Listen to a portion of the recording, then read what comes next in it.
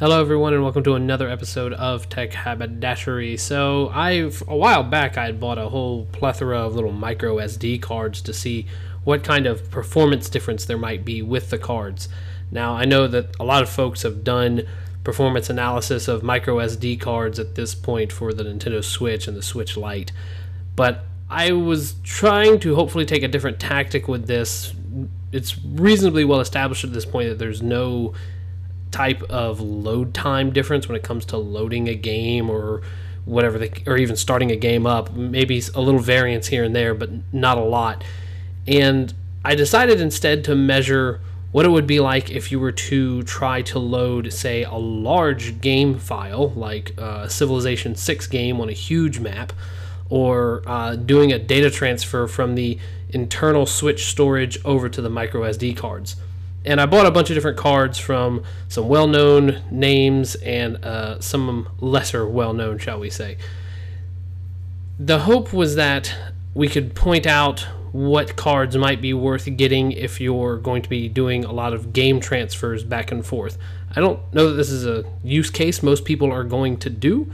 It's probably going to be pretty limited, but decided, what the heck, I've got these cards, might as well give it a shot. So I'm going to put on some B-roll here of playing a little bit of Valkyria Chronicles, and as I go through the results here. So just to go over my testing methodology real quick, I am testing a transfer time of the Civ 6 Platinum Edition, which is 11.8 gigabytes in size. I'm going to test measuring the speed from the internal Switch storage onto the micro SD card and then vice versa. I'm also going to test loading a game, a saved game, a huge map game, from the micro SD card 3 times to see what the variance is for each individual card. There's some nuances that we'll go through and some weird outliers that we'll talk about as we go through this.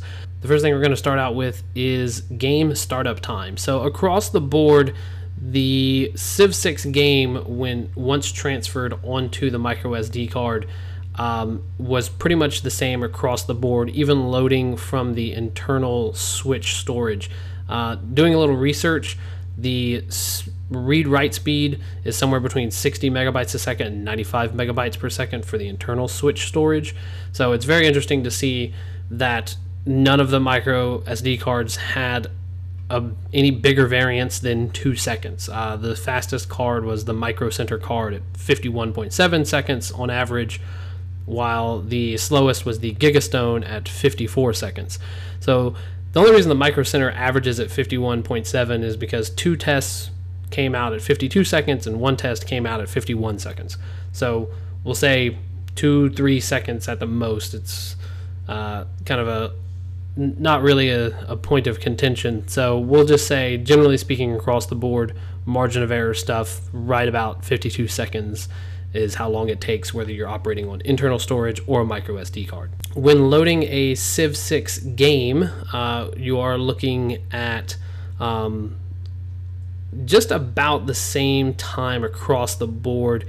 From the internal Switch storage, and this is an interesting thing to note, it is the second slowest time on average to load a huge game file. So the average for the Switch internal storage is 2 minutes and 33 seconds. An interesting thing to note here is that the Nintendo Switch is slower off of its internal storage load time on average than all of the other cards combined, including the Gigastone, which is the or the Cushion card, which are the 2 slowest cards. The Switch seemed to get faster over time as you repeatedly loaded game files, but never significantly enough to pull ahead on the average speeds. Now, when copying the Civ 6 game over to a micro SD card, this is where we have some of the more interesting results, and I would say the kind of the meat of the point here. I don't know if it's surprising or not, or if this should have been expected, but the Nintendo branded SanDisk card is significantly faster than all of the other cards. It's 5 minutes and 16 seconds on average. This non-Nintendo SanDisk card took almost 12 minutes, which is slower than even what I think is probably the worst card of the group, the Cushion, Kootion, whatever whatever that is. So it seems that the speeds vary from 5-ish minutes all the way out to 11 minutes, and there's a lot of times in there that fall in the 6 to 8 minute mark. And I'm going to have the graph up on screen for you here, but I'm guessing that once the data writes through, it slows down significantly. In copying the game files from the microSD card to the Switch, so we're copying all 11.8 gigabytes over to the Switch, the game transfer speeds here are pretty much the same across the board. Again, the Cushion card is the slowest, but it is also the most consistent in this regard. In every single one of the times, it took 6 minutes and 55 seconds. So there was no variance in that. There was also no variance with the Micro Center card, which was 6 minutes and 27 seconds. But the fastest time between every card, on average, the fastest time was 6 minutes 26 seconds, but the slowest time was 6 minutes 55 seconds. So it doesn't seem that copying data off of the microSD card to the Switch internal storage makes any kind of difference. I decided to do some benchmarks on this, and I decided to use GNOME Disk. And here the benchmarks are pretty much in line with each other, using the 1K writes, using the benchmark. On the average speed is 39.6 megabytes per second. The microform card is half a megabyte slower, and the SanDisk card is just about the non-Nintendo SanDisk card on the read, I should say, not the write, is 40.5 megabytes a second, so about 1 megabyte per second faster than the majority of the cards.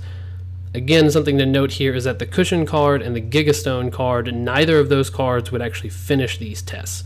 Anytime I tried to run any benchmark with them using GNOME Disk, it would error out and never complete. For the GNOME Disk write benchmark, the variances are all in the low to mid 20 megabytes per second range. Again, outliers here are the microform card, which is 17.1 megabytes per second, the non-Nintendo SanDisk card, which is 20.4 megabytes per second. Again, the Cushion and Gigastone did not complete the tests. I decided to calculate out kind of the average transfer speed when copying the Civ 6 game over to the Switch internal storage, or to the microSD card, I'm sorry, from the Switch to the microSD card. And this is a bit more telling, I think, if you're looking for actual transfer speed. Let's put it this way: if the advertised speed of the Nintendo Switch's internal storage of 60 to 95 megabytes per second is accurate, then all of these cards are significantly slower. So there's a large variance in this in terms of the average transfer speed. The Silicon Power card was a little more than, it was 26.76 megabytes a second. Micro Center was 31.5 megabytes per second. The Samsung Evo, we'll say, is 23 megabytes per second. The Cushion card, very slow at 18.7 megabytes per second. The Gigastone card is right under 28 megabytes per second. The Microform card was at 19 megabytes per second. The Nintendo branded SanDisk card is the fastest of them all at 37.34 megabytes per second. And the SanDisk non-Nintendo card is the slowest of them all at 16.5 megabytes a second. So my purposes in doing these tests overall was really just to, again, it was to test large file load sizes, and I was looking for something that was maybe a little narrower in scope than such as loading into Zelda Breath of the Wild or like an RPG. I tested Valkyria Chronicles and Trails of Cold Steel 3, and both of those, there was literally fractions of a second difference in game load times or game save load times. So I didn't even bother trying to do something that didn't really have a lot of data that it was trying to decompress, which is why I picked Civ 6. It is of the games I have access to and the games that I could think of, it is the one that has going to load in the most assets in any individual game instance. I know that, and I just want to throw this out here before I get roasted, I know that Breath of the Wild is not a small game, but Nintendo has designed it with very, very good compression, and so I really wasn't sure it would make a great comparison here. In instances where you get long sight lines with Breath of the Wild, a lot of the detail is dropped from your visual range after, I would say in-game, probably something like 100 meters or 150 meters, something like that. But there's a lot of places within Breath of the Wild, if you go and load into an area like a village or a dungeon, those places are fairly claustrophobic, and you get a lot of the asset load in, I think, is hidden behind, walls or mountains or something to that effect. So I just not convinced Breath of the Wild was the right choice for testing the consistency of these games when it came to large data sets. And the second question I wanted to answer was, do cheaper micro SD cards make a significant difference in terms of game load times? And I kind of led into this already. No, not really. I presume this is all managed by the CPU and the available RAM. So given the game launch and the game load times are pretty much identical across the board, I presume the compressed assets are pulled from the SD card, decompressed on the fly in RAM as needed. There is one caveat to this in that the Civ 6 games, when the game is first loaded and you try to load a game fresh, it usually takes about 15 seconds longer. But once you've loaded a game and some of the in-game assets are already, I guess, stored, you cut 15 seconds universally across the load times. So it's got to be something with compression in the available RAM. I wish I knew more, but just a theory. Third question is, do transfer times really matter? I think for most people, the answer is no. I don't really think so, unless you have a massive game library and you want to maximize your transfer time. And now this brings us to my final question, and one that I can't really answer as it stands today, and that is long-term reliability. And all we can do is hope for the best when it comes to your micro SD cards, that they last a long time. Theoretically, so long as your micro SD card isn't exposed to excessive amounts of heat or cold, and they don't frequently have a lot of data written to them, then they should last for years and years and years. With all that said, I have to say that my final conclusion is the same as other people, such as Wolfden, for one. Don't bother buying a micro SD card for performance purposes on the Switch or any of the Switch systems. It's well known that it only supports UHS 1, so if you get a UHS 3 card, which is pretty much the standard these days, the Switch does not physically have the connectors to make UHS 3 transfers worth it. With that said, I guess my picks, if I had to pick some of these cards, I think the Micro Center card is really, I think for me, is the sweet spot. It's the cheapest and it's the second highest performing card of the group, and it's surprising in a good way. This is actually one of Inland's products. I had not recently, until recently, I had not heard of Inland, but apparently they have a pretty good reputation. They've become well known and well respected in the storage world, so I would say, yeah, for sure, use one of the Micro Center cards. If I had to pick a second, then I would probably go with the Samsung Evo. I've got this Evo here, but I've also got another Samsung micro SD card. I've got a PNY micro SD card, and both of those have been abused quite a lot. I have written a lot of Linux images to and from those cards. I've used them testing Android phones and data transfers there.